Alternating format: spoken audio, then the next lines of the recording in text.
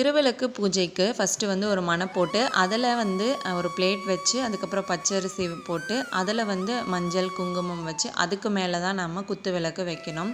அப்படி இல்லைன்னா வாழை இலை போட்டு அதுக்கு மேலேயும் வந்து இந்த மாதிரி பண்ணி குத்து விளக்கு வச்சுக்கலாம்.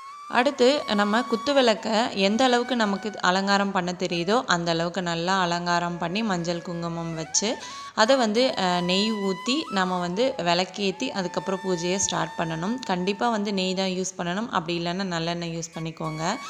அடுத்து 5 இதுலேயுமே திரி போட்டு நல்லா வந்து ஃபஸ்ட்டு விநாயகரை வேண்டி பூஜை பண்ணிவிட்டு அதுக்கப்புறமா வந்து நம்ம குத்து விளக்குக்கு பூஜை பண்ணிக்கணும்.